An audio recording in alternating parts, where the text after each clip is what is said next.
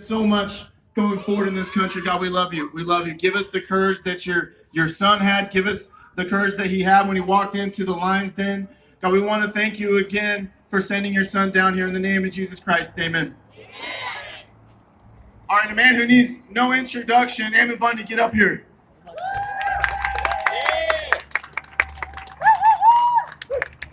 Ammon, I personally want to thank you for the sacrifices that you've made for this country. It means a lot to all of us. Thank you. Thank you, Joey. Hey, why don't we come up here? I mean, there's this nice little area. Come on up here, and let's All the cameras. let's talk, right? Let's talk about what's happening. Because I might not be like really exciting, because I think ultimately excitement runs out, and I think that we need to put in ourselves the core and the principles of what is right and what is wrong, and then if we do that, if we understand the true principles, then that'll motivate us to do what is right more than excitement, more than music, more than anything else, especially as it is confirmed by the Spirit of the Lord. So I look at like what has transpired over the last year, and it's actually almost amazing.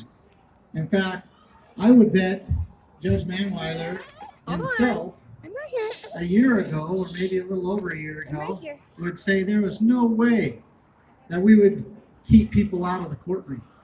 There's no way that we would barricade the doors and guard the entrances with armed guards, not allowing the people to come into their own trial.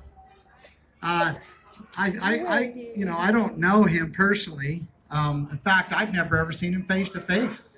I've only seen him on a video that was recorded from a hearing. Besides that, I would recognize his voice because I've been on the phone with him, at least in the court, quite a many times. So I don't really know him, but I would have to say that logic would tell me that even he would never have believed that the people would be kept out of their own courthouses. And what does that mean to you and I? Like, why is that so important? What is due process? What is the administration of justice? And why is that important? And I mean, I could go on a full, well, maybe I couldn't pull it off, but I could try to do a full discourse of how important due process is. But ultimately, each one of us, inside of us, as we try to be good people, long for justice. We long for justice. We long to know and to have things made right. And that's ultimately what justice is. Justice is the wrong being made right. And obviously, in this life, we don't get all the wrongs that are upon us or around us or in our society. They're never made right completely. But we do believe in a just God, and we believe that all things will be made right in the end. And so we long for that. We long for that. And so we, as 200 and something years ago, we established a system that would try to make things as right as we could, as imperfect beings, as mortal people. We tried to create a system where we can determine the right and try to enforce that right the best we can. And we call that due process. We call that the administration of justice. And that's what this building is for. That's why the people of Ada County have put millions and millions of their dollars into this building. And that's why they hire the judges. And that's why they hire the clerks. And that's why they hire all of these personnel to try to administer justice the best that we can.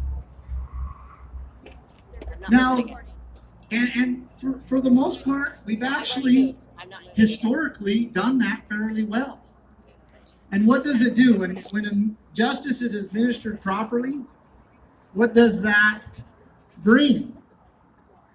It suppresses crime, right? Because a criminal is someone who takes life, liberty, and property. It suppresses crime, so a criminal then therefore does not want or is not motivated to go and commit a crime. Why? Because when justice is administered properly, and that perpetrator is caught and gone through the process, he is required to restore back to the victim the best he can, the damages that he caused. He's required to restore that back to them. And so in the end, a criminal or the criminals in maybe your society will start to say it's not worth it. It's not worth it.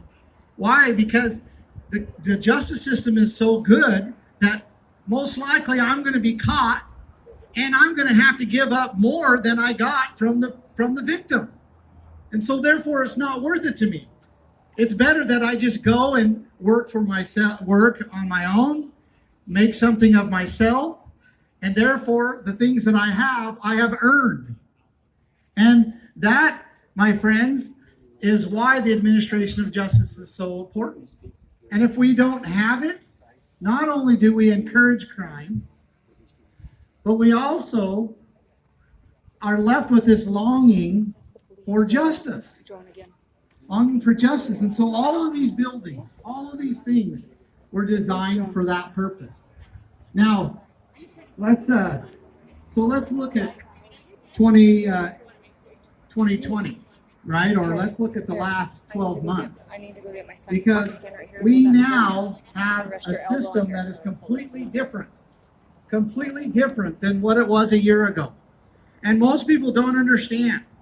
We do not have a justice system. We cannot enter the courts. We cannot participate in due process according to what we need to in order to receive justice. And that system is actually being used against us. It's being used against us. The elements, if you will, the pieces, the building blocks of the justice system is now being used against the people. So a year ago, Idaho, well, let's see, no, it wasn't a year ago. So before March 13th, Idaho was what we call in the Constitution, in the amendments, we call it representative government or a Republican form of government. Now, the founders call it Republican form of government. That doesn't mean it's the Republicans' government. Okay? Republican form of government is basically representative government, where the people are the sovereign, where they rule themselves, right?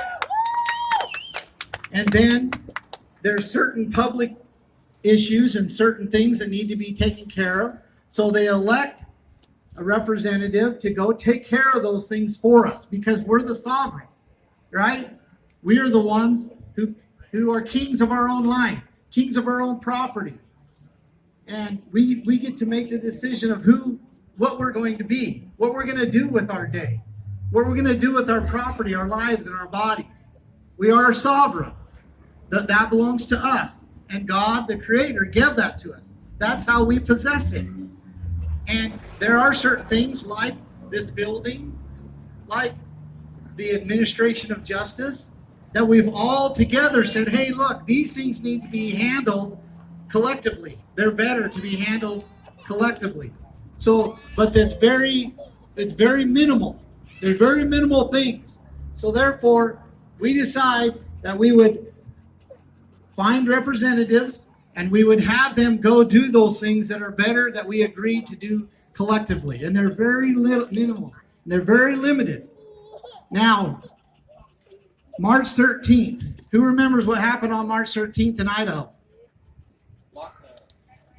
That's right. The governor issued a proclamation, right? He may call it an edict, right? But it was an actual proclamation. And it says, under this Idaho code, I'm putting the state of Idaho in emergency status. And he did that on the very same day as President Trump announced $50 billion would be issued to states that were in a state of emergency. Okay? Anybody want to guess how many COVID cases? Well, COVID cases were in Idaho? One. One confirmed COVID case, whatever that meant back then, whatever it means now, right? One confirmed COVID case. So think about what I'm saying. And many of you know it. So I'm not, but think about this.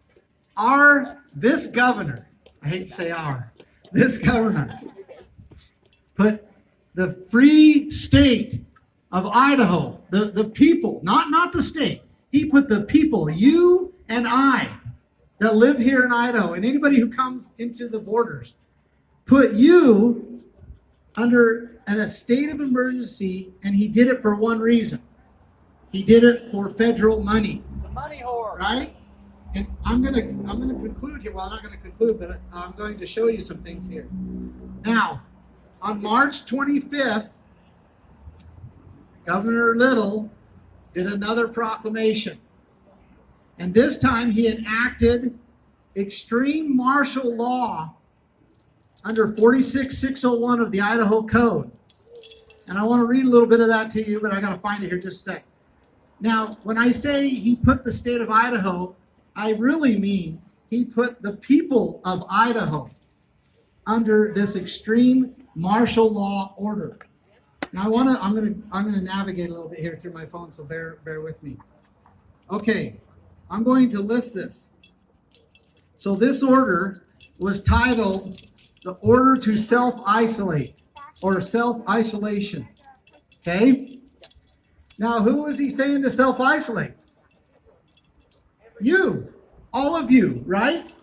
So he is ordering the people of Idaho, saying they have to stay inside their residence. I thought we were the sovereign.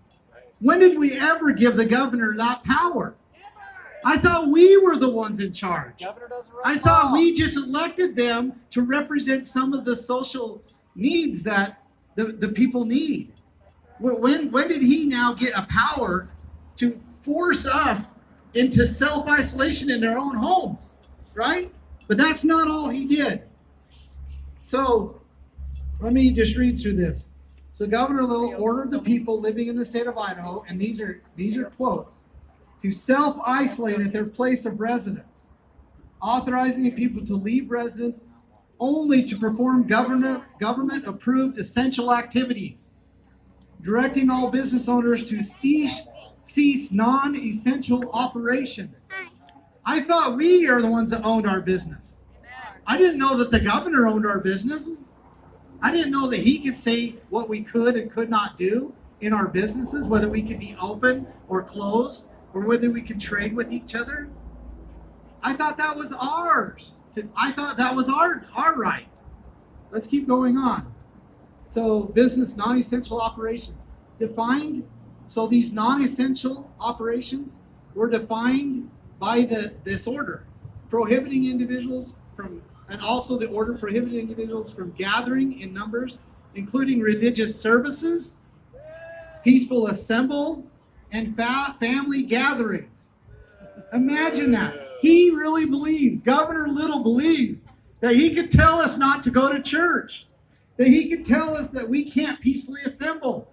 He believes, and all his staff, and the judge of this place, and all these things that have been going on, they truly believe that they have the right to tell sovereign people that they can't go to church, that they can't go and meet with their families, be together with their families, and that they can't peacefully assemble. But that's not it. That's not all.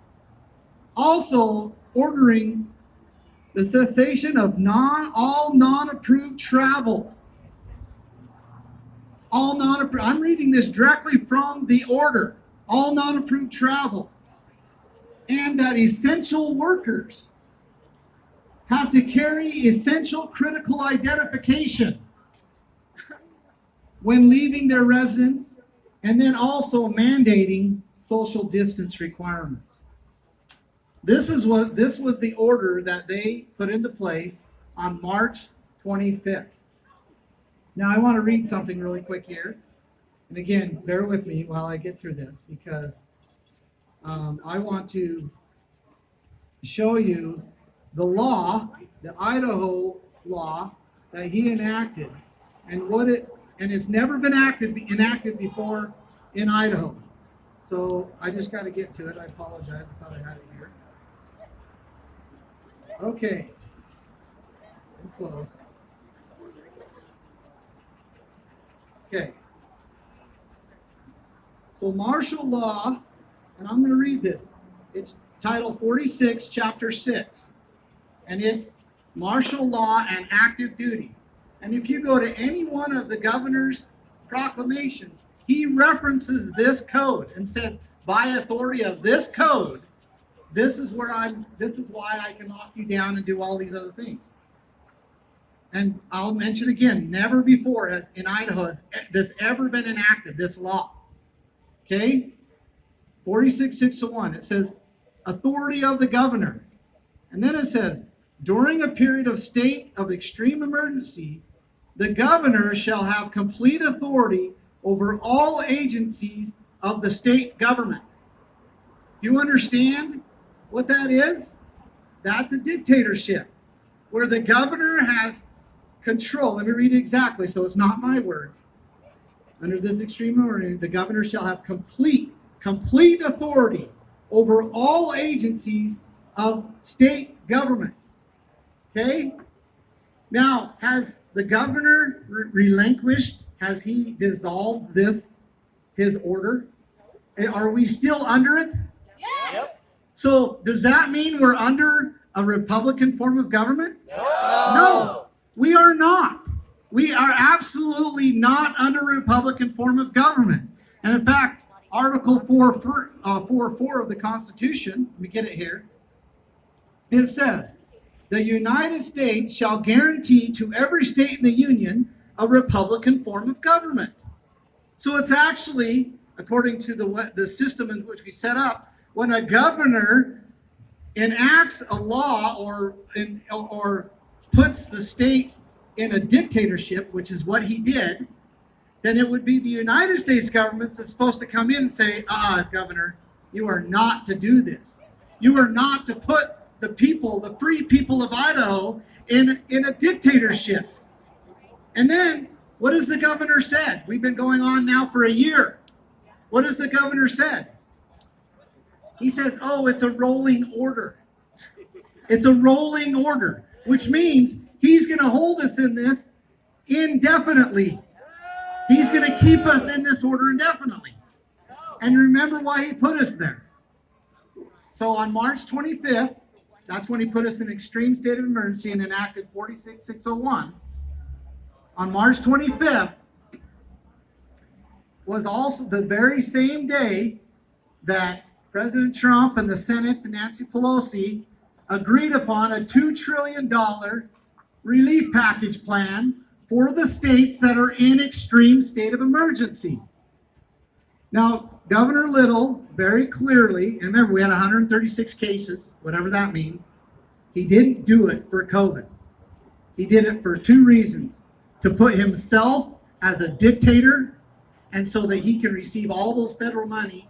And as the order says, all the government is under his order. So he can decide, him and his staff can decide what to do with billions and billions of dollars without any legislative oversight whatsoever at all. Now, if you think maybe I'm not telling the truth, I want to read something else to you. This is another order from the governor. But again, you got to bear with me because I'm going through this little phone here, which is pretty amazing actually that this information is here. Okay, so I'm going to read you proclamation from the governor of Idaho, Governor Little, and you tell me if what I'm saying is not correct or not, or correct or not. This is Executive Order number 2020-07. Whereas I issued a proclamation on March 13, 2020, declaring a state of emergency in the state of Idaho. Whereas I issued a proclamation on March 25th, 2020, declaring a state of extreme emergency in the state of Idaho. Whereas each of these proclamations remain in effect today. Whereas Congress has passed and President Trump has signed 3 legislative packages that provide state funding in response to COVID-19. Whereas I anticipate additional congressional action on federal relief package or for states regarding COVID-19. Now, therefore, I, Brad Little, Governor of the state of Idaho, do hereby order the creation of a COVID-19 Financial Advisory Committee, CFAC, comprising members appointed by and serving at the pleasure of the governor for the coronavirus relief funds and other funds to be administered by the office of the governor. That's his proclamation. Do we understand what he just said there? He said that all of these funds are going to come to the office of the governor. Then I am going to create this little committee that serve, literally it says, at my pleasure. At my pleasure. And then together we will decide where these funds go.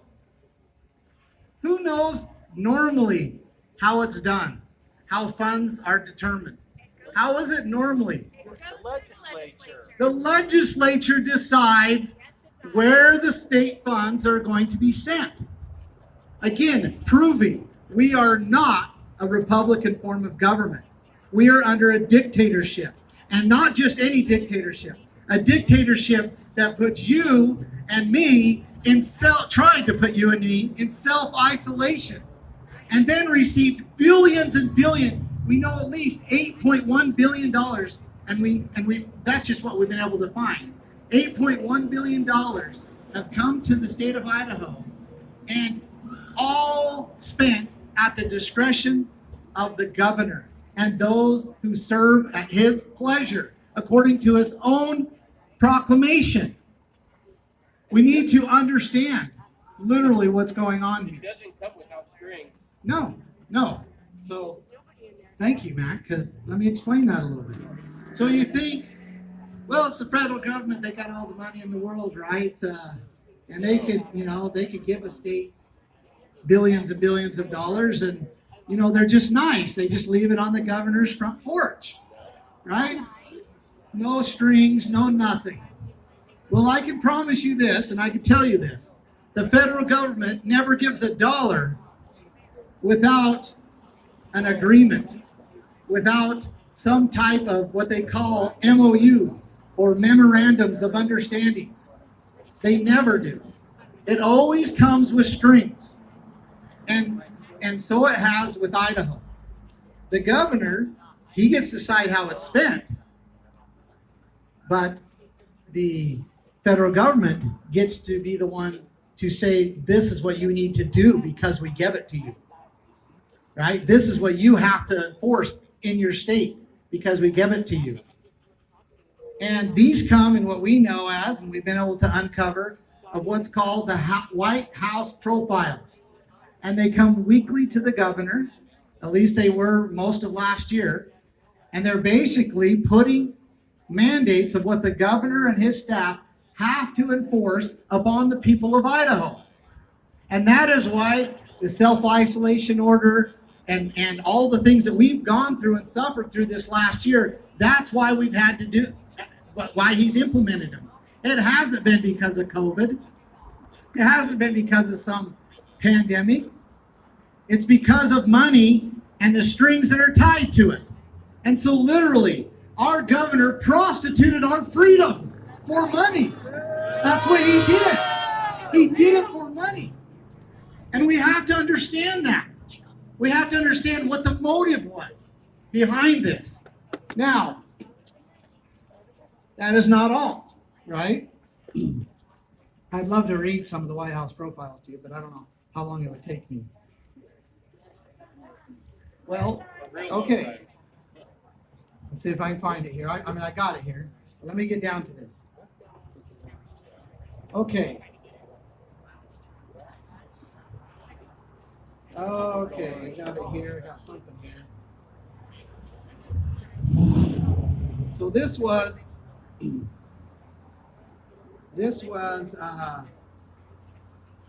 given to me. I'm looking for a date, but it was I believe it was in July, and I received this from the Southwest Health District.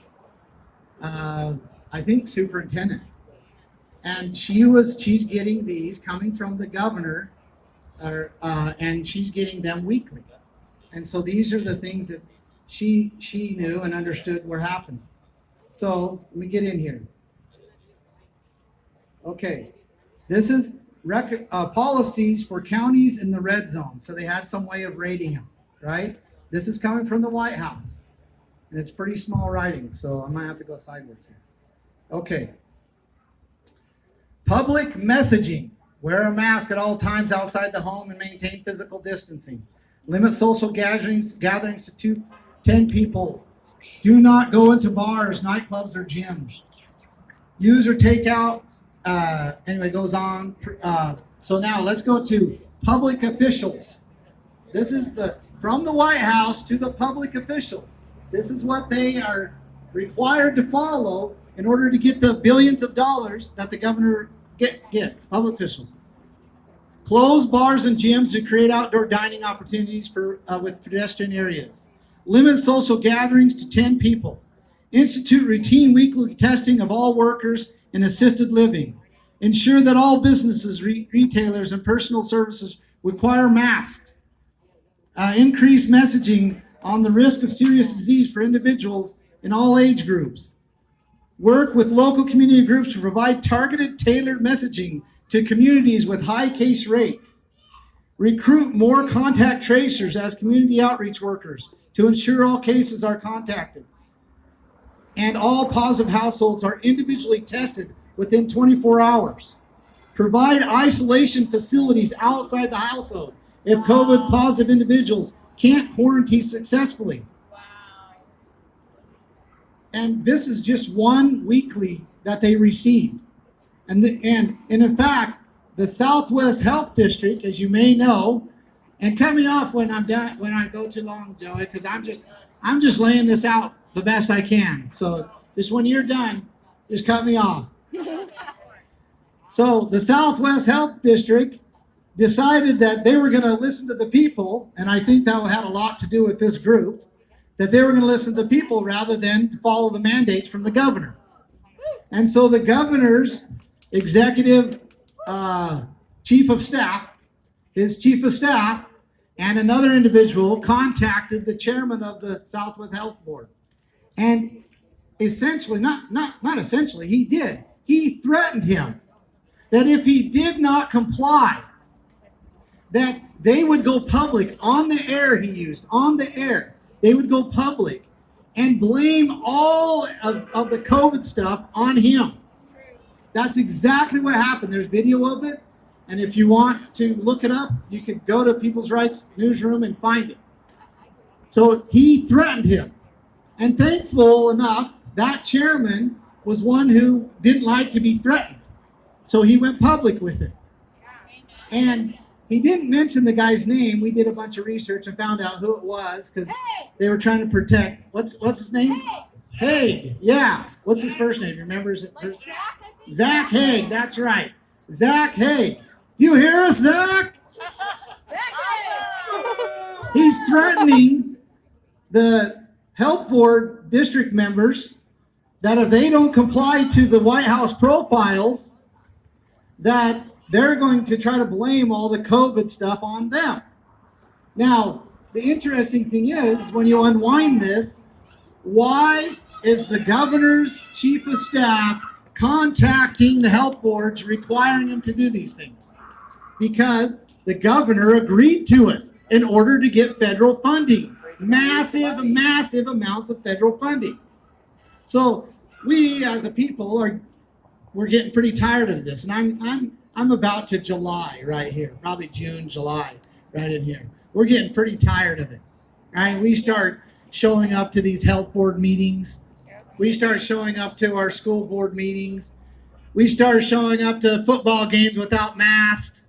We start doing these things because we're tired of it. These freedoms belong to us. They don't belong to them. They belong to us. They don't have a right to force a man-made filter over my mouth. I'm glad many of you don't, and the ones who do might have other reasons too. So we'll just leave it at that. But so we're getting tired of it, and we're showing up to the health district meetings, and we're showing up to the school board meetings, and we're showing up to the city hall meetings. And what are they doing to us?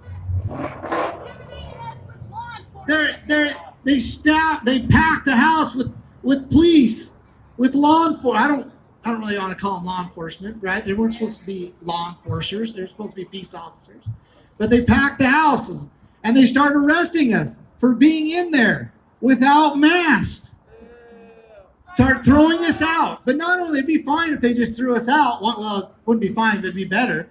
But not only that, they would trespass us using a private property trespass law that was meant to protect the private properties of the people of Idaho, not for the state to use against public property. That's right. Which I have talked to the writers of that law, and they're upset that law is being used that way. Upset, disgusted. They can't believe that the prosecutors and the system, this supposed justice system, is using the law, the private property law that was supposed to protect the rights of the people of Idaho, that they're using it to trespass and prosecute the people of Idaho for being in a public building. So we start now where we have to go to the courts because now we're being prosecuted. We're being charged with fines and a trespass. The first trespass is 6 months, possible 6 months of imprisonment and thousands of dollars in fines. If it happens again, you're looking at a year. Some of us were looking at a year. And we got, I don't want to forget Sarah. I can't forget Sarah. She was with her children at a park, right? And they trespassed her for being at a public park with her children. She was the first one, actually. And she wasn't willing to just allow them to get away with it. She challenged them, so they arrested her and charging her with trespassing. So now we go into the courts and we start to think, well, maybe we can get this worked out through the courts, right? This is the administration of justice. We do want justice, right? Yeah. We long for justice. So we're going to go into this court process and we're going to find justice. But then what they said is, nope, you can't come